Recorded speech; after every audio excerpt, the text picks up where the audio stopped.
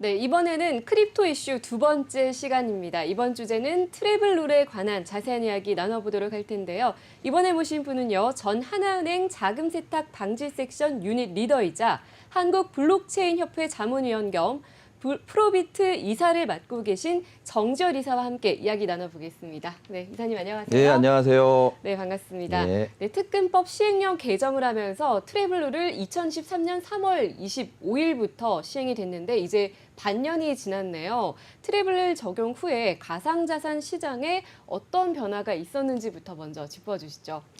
일단 트래블룰이 시작됨으로써 그 코인에 대한 추적, 그 다음에 가상자산 업계의 그 투명성이 더 강화됐다고 보면 됩니다. 이 자금 세탁을 방지하기 위해서는 고객 확인 제도 KYC하고 코인을 추적할 수 있는 트래블룰이 가장 그 기본이 되는데요.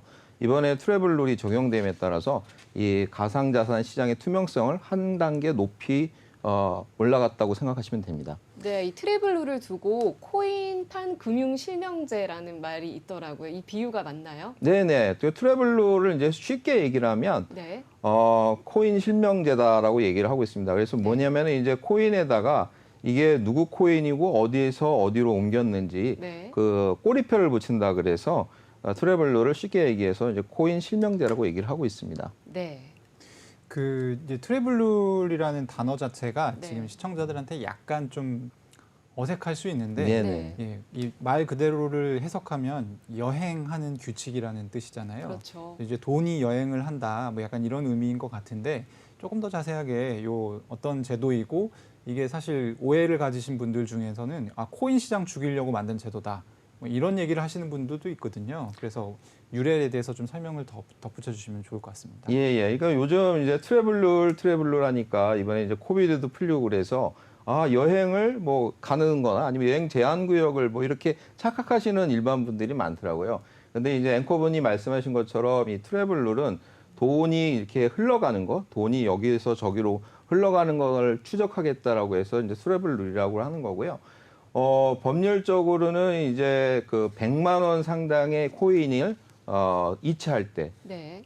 송시인하고 수취인의 성함이랑 그다음에 지갑 주소 이런 거를 정보를 갖다가 코인을 송신할 때 같이 전송해라 이런 내용입니다. 그래서 나중에 이제 이 코인이 자금 세탁이라든지 불법 자금, 뭐 마약 자금이랑 연결됐다 그러면 금융당국에서 빨리 추적할 수 있게끔 그러한 기반 시설을 만들자는 게 이제 트래블룰의 취지입니다. 그럼 코인에만 있는 게 아니라 그냥 뭐 일반 금융, 일반 은행을 이용할 때 혹은 뭐 국제 송금을 할 때 이런 때도 적용이 되는 내용이죠. 예, 그렇습니다. 우리가 이제 그 타용한 송금, 전자금융망을 통해서 송금을 보낸다 그럴 때 저희는 인식하지 못하지만은 송금인 정보가 그 거래 내역하고 같이 따라다니게 됩니다. 이거는 비단 우리 국내 거래뿐만이 아니라 외국으로 해외 송금을 보낼 때도 그 네. 송금인 정보하고 수취인 정보가 그 전문에 같이 따라다니게 됩니다.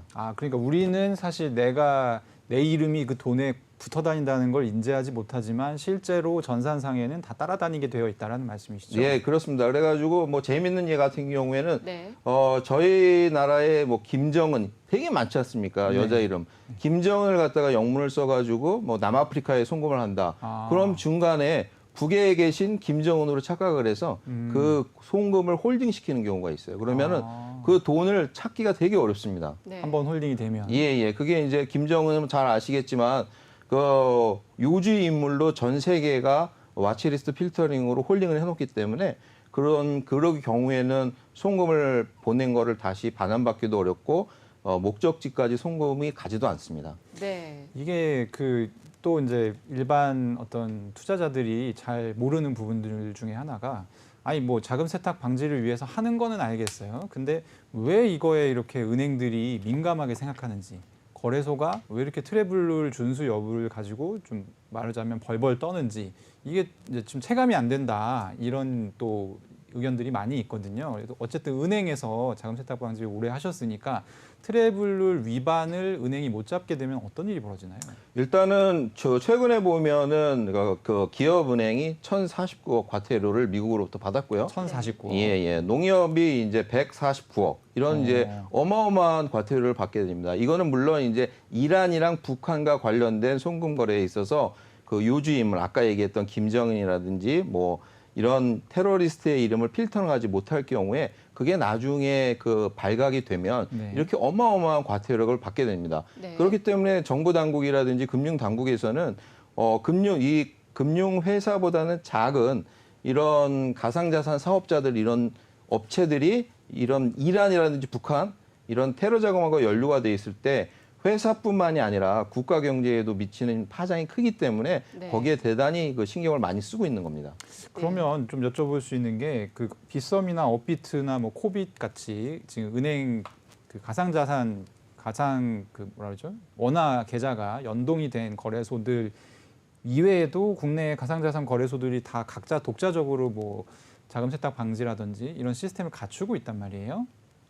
그러면 이제 어떤 거래소는 이런 것들이 좀 더 안정적으로 갖춰지고 어떤 부분도 좀 모자라고 이런 부분들이 있을 것 같은데 어쨌든 지금 현직 거래소 이사시지 않습니까? 이런 부분을 좀 풀어주신다면 어떤 곳이 가장 좀 이 가상자산에 대한 자금 세탁 방지 능력이 뛰어나다고 볼 수 있습니까? 일단은 뭐 지금 공식적으로 말씀드리면은 현재 신고 수리가 마친 가상자산 거래소들은 이미 이제 신고 수리 과정에서 AML, 그러니까 자금 세탁 방지 시스템에 대해서 점검을 다 받은 겁니다. 그렇기 때문에 현재 신고 수리가 된 가상자산 사업자들은 자금 세탁 방지 시스템이 완비됐다라고 보시면 됩니다. 네. 물론 이제 그 자금 세탁 방지에 투입되는 인원이 원화 거래소는 한 30명 정도가 평균적으로 투입이 되고요. 네. 코인 거래소들은 평균 6명이 투입되고 있습니다. 이렇게 해서 이제 인원이 투입되는 거에 따라서 약간 그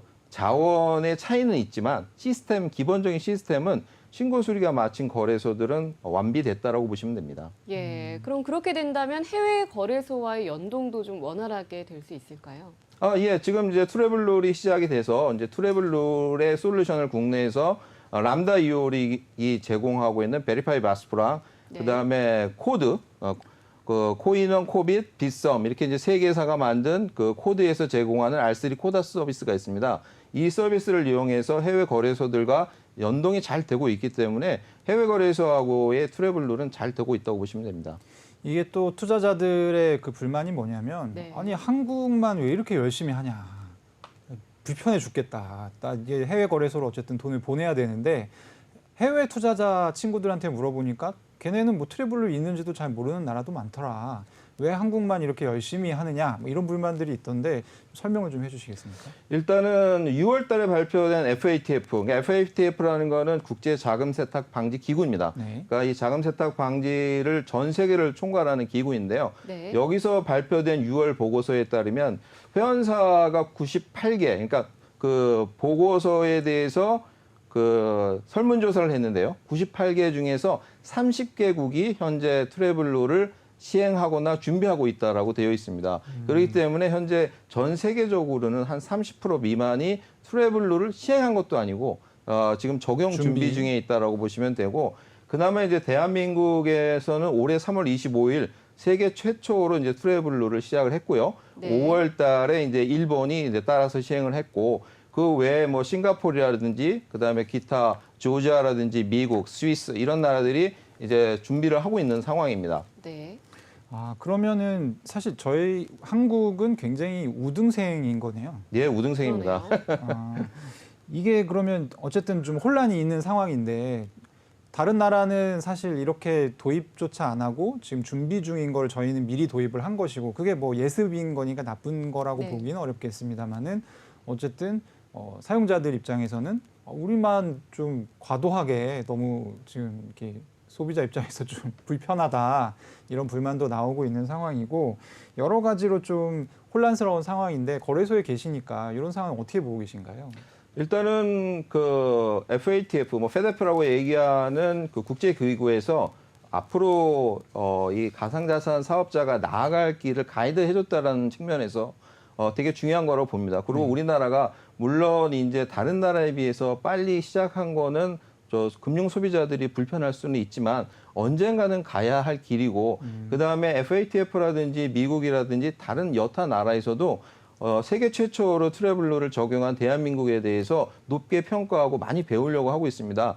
이건 한 발짝 더 나가서 생각해 보면 우리가 가상자산 거래소, 가상자산 세계에서 이 가상자산 그 생태계에서 우리가 조금 더 우월한 입장에 섰다라고 볼 수 있습니다. 그렇기 네. 때문에 이러한 제도를 조금 더 안착시키고 금융 소비자들이 협조해서 발전해 나간다면 저희 대한민국이 이 가상자산 생태계에서 보다 넓은 영역을 차지할 수 있을 거라고 생각을 합니다.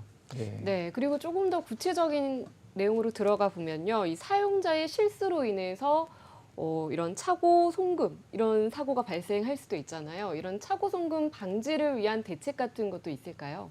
네, 지금 이 차고 송금에 대해서 문의하시는 그 소비자들이 엄청 많습니다. 그러니까 그 코인을 송금을 보낼 때는 저희가 이제 네트워크 주소를 잘못 선택하거나 아니면 지갑 주소를 잘못 네. 투입하는 경우가 대단히 많습니다. 네, 그렇지만 네.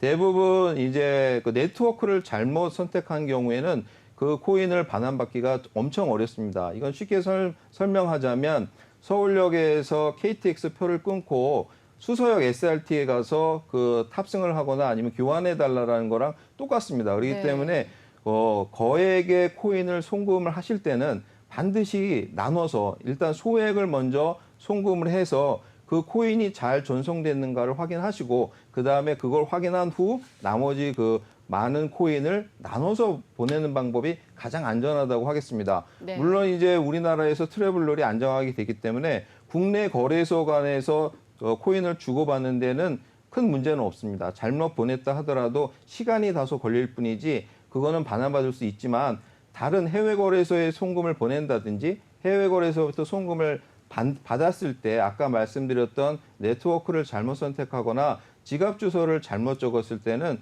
반환받기가 매우 어렵습니다. 그래서 그 점을 좀 주의하시면 됩니다.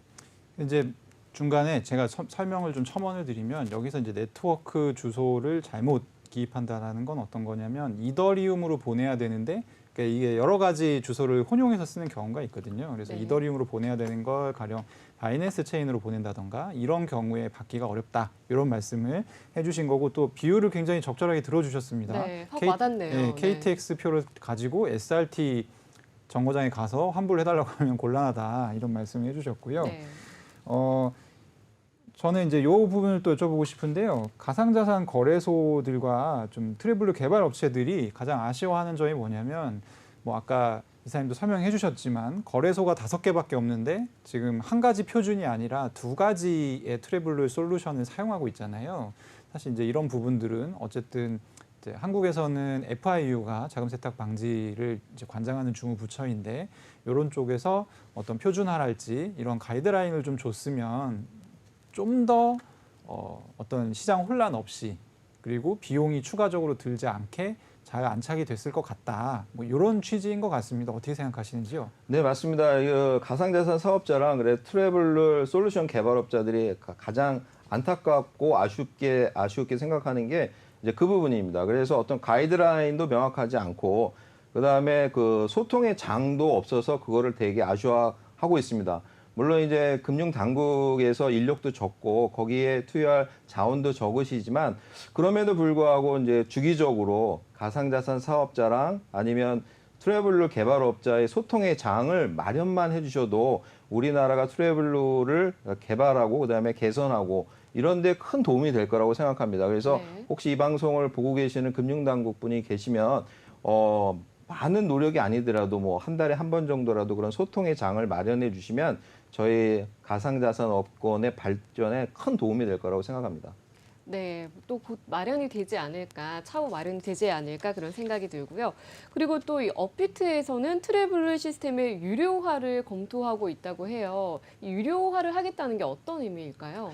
이게 참 그 어려운 문제입니다. 일단은 이제 그 현재 업비트가 대한민국 가상자산 시장의 86%라는 이제 독점 내지는 독과점을 형성하고 있는데요. 이 트래블루 시장에서도 마찬가지입니다. 그 어피트의 자회사인 람다 256이 개발한 베리파이 바스퍼하고 그 코드에서 아까 말했던 그 세 개의 원화거래소가 만든 R3 코다 시스템 두 개의 솔루션을 갖다가 현재 가상자산 사업자들이 쓰고 있습니다. 네. 이거는 현재는 두 개의 솔루션을 다 쓰고 있는 이유는 그 얼라이언스라고 해가지고 제휴를 맺은 해외 거래소가 틀리기 때문에 금융 소비자들 그다음에 가상자산을 이용하는 이용자분들의 편리성을 위해서 모든 가상자산 사업자들이 두 개의 솔루션을 모두 다 설치하고 있는 겁니다. 네. 그래서 이제 6개월이 지나서 시스템이 어느 정도 안정화돼 있으니까 물론 이제 업비트도 주식회사고 람다 256도 이제 그 주식회사이기 때문에 수익을 얻고자 하는 거는 뭐 마땅히 인정해 줘야 됩니다. 그렇지만은 이 솔루션 업권 자체도 이 독과점 형성이 돼 있기 때문에 거기서부터 벗어나기가 매우 어려운 거거든요. 그래서 요 금융 당국에서 가상자산 사업도 그렇지만 이 트래블룰에 대한 솔루션 부분도 독과점이 형성되지 않도록 지도가 필요할 거라고 생각합니다. 이거는 굉장히 말씀하신 대로 어떤 그 시장 지배율이 86%면 거의 독점 내지는 독과점에 해당하는 건데 뭐 공정이나 뭐 이런 부분에 대해서 그 다른 거래소들이 좀 그런 움직임은 없나요? 움직임이 있기는 있는데요. 그렇다 네. 하더라도 이제 저희가 같은 이제 동업자적인 측면에서 또 그 독점이 있는 그 가상자산 사업자라고 해서 또 공격할 수는 없습니다. 그렇지만은 86%라는 독점 시장은 누가 봐도 네. 이거는 공정거래위원회에서 어떠한 지도가 필요한 업권이라고 좀 생각을 하고 있습니다. 뭐 잘 아시겠지만 미국의 옛날에 텔레콤이라든지 기차 이런 거는 공정위가 개입을 해서 네. 정리를 해줬거든요. 그러니까 그렇죠. 제가 뭐 같은 업권인 종사자로서 네. 누구를 뭐 비난하는 것보다는 공정거래법위원회에서 공정위에서 좀 더 그 면밀한 모니터가 필요할 거라고 생각합니다. 어쨌든 지금 이제 가상자산 투자하시는 분들, 특히 거래소를 오가면서 투자하시는 분들은 국내 거래소를 쓰시는 분들, 특히 이제 자금의 원천이 원화이신 분들은 트래블루 시스템을 사용할 수밖에 없게 돼 있어요. 그래서 이제 하는데 국내에는 이런 분들 이외에 예전부터 또 거래를 많이 하셨고 주로 해외 거래소에서 그러니까 뭐 미인가 거래소라고 하죠. 한국 네. 입장에서는 그런 거래소를 사용하시는 분들도 계신데 어쨌든 뭐 요즘에 거래소가 아주 구체적으로 도산하거나 이런 경우는 없습니다만 암호화폐 하락장이 시작되면서 좀 분위기가 좀 흉흉한 건 사실이지 않습니까? 이런 분들한테 조금 주의나 당부의 말씀 좀 해주신다면. 일단은 뭐 코인 가격이 하락하는 거는 뭐 코인 업계만의 문제는 아니고요. 모든 전 세계 지금 위험 자산, 그 킹달러 이외에는 다 하락을 하고 있기 때문에 이거는 뭐 가상자산 거래소만의 문제는 아닙니다. 그리고 신고를 마친 가상자산 거래소들은 이미 이제 금융당국에서 면밀히 검토를 해서 영업을 하고 있는 거래소이기 때문에 그렇게 크게 걱정은 안 하셔도 됩니다. 그렇지만 이제 문제가 되는 이제 불법 미인가 거래소라든지 해외 거래소에 대해서는 금융 당국이 보호를 해주지 않으니까 그런 점은 주의하셔야 한다고 생각합니다. 그 제가 이제 이건 지인에게 들은 질문인데 기회가 됐으니까 좀 여쭤보고 싶습니다. 네, 어떤 질문이죠? 이게 아까도 잠깐 얘기를 하셨지만 네. 한국 같은 경우에는 트래블룰이 발동되는 기준이 한화 100만 원이거든요. 그리고 그렇죠. 이제 미국 같은 경우는 1,000불로 알고 있습니다. 요 이하의 금액을 보낼 때는 트래블룰 준수 의무가 없는 것으로 알고 있는데 그러면은 만약에 1,000만 원을 보낸다라고 했을 때 이걸 한 번에 보내는 것과 뭐 15번에 나눠서 네. 보내면 트래블룰의 그 어떤 저촉을 받지 않고 보낼 수 있는 것인지 궁금하다. 이런 이제 질문을 제가 받은 적이 있는데 의외로 이런 질문 주시는 투자자분들이 굉장히 많았어요. 답변 좀 부탁드립니다. 예, 그 트래블룰은 전 세계가 거의 비슷합니다. 1,000불. 그러니까 우리나라는 100만 원이고요. 그 대부분 다 US 달러 1,000불을 기준으로 해서 그 기준이 설정이 됩니다. 그거는 우리가 일상생활에서 하는 그 100만 원 이하의 실명 확인 거래도 마찬가지입니다. 네. 그런 어떠한 특정 금액을 두는 거는 그게 어떤 그 금액 이하의 금액에 대해서 그 자금 추적을 한다든지 거기에 공권력이라든지 모니터링이 들어가는 비용에 대해서 효과가 없다라는 얘기입니다. 네. 그 앵커분께서 질문을 하신 대로 뭐 100만 원 이하, 1,000불 이하의 거래는 현재는 법적으로 모니터링 대상은 아닙니다. 네. 그렇지만은 이제 그 의심거래 보고라고 STR, 미국에서는 싸라 그러는데요. 그렇죠. 그렇게는 그거는 이제 빈도수로 그 체크를 합니다. 그렇기 때문에 1,000만 원을 뭐 100만 원 이하로 10번 나눈다 그러면 트래블룰에는 모니터는 안 되지만 다른 STR, 그러니까 혐의 거래 보고에 모니터가 되기 때문에 그거는 그 더 큰 화를 부를 수 있기 때문에 네. 예, 자금은 거래 목적에 맞게끔 송금을 하시면 됩니다. 이거 확실히 이상하다라는 느낌을 준다는 거죠. 네. 그러니까 저희가 자금 세탁에서 의심 거래를 그 디텍션 축출하는 그 대원칙이 두 가지가 있습니다. 그래서 볼륨이랑 프리퀀시 빈도수로 빈도. 이제 하고 있거든요. 그렇기 때문에 그 볼륨 얼마 안 되는 그러니까 1,000만 원을 갖다가 10번으로 나눈다는 거는 더 큰 화를 부를 수 있습니다. 네, 그렇습니다. 마지막으로 이용자들 입장에서는 이 디지털 자산 시장에 트래블룰이 잘 안착이 됐을 때 어떤 장점이 있을지 간략히 설명 부탁드립니다. 네, 트래블룰이 안착이 되면 여러분들이 이제 5 조작으로 송금을 잘못 보냈을 때 네. 그거를 반환받기가 쉬워집니다. 물론 이제 지금 현재는 대한민국 내에서만 트래블룰이 완벽하게 구비가 됐지만 이제 해외에서도 트래블룰이 자꾸 적용이 되고 법제화될 경우에는 이렇게 오송작에 대한 코인을 반환받는 확률이 높아질 거고요. 그렇기 때문에 더 자금 세탁의 방지가 더 잘 됩니다. 그렇기 때문에 이 코인에 대한 어떠한 나쁜 이미지 네. 이런 것들이 충분히 개선될 수가 있습니다. 예. 일단 그런 점이 되게 좋은 점이고요. 그다음에 거래가 투명하게 되니까 이제 조세도 이 투명해질 수가 있습니다. 그래서 네. 그동안에 규제 당국이라든지 금융 당국이 이렇게 코인에 대해서 안 좋게 생각하셨던 점이 개선이 되고 개선이 됨으로 또 이 코인이 어떠한 확실한 투자 자산으로서의 자리매김이 될 거라고 생각합니다. 네, 감사합니다. 오늘 프로비트 정지열 이사 모시고 트래블룰에 관한 다양한 이야기 나눠봤습니다. 네, 오늘 말씀 감사드립니다. 네, 감사합니다.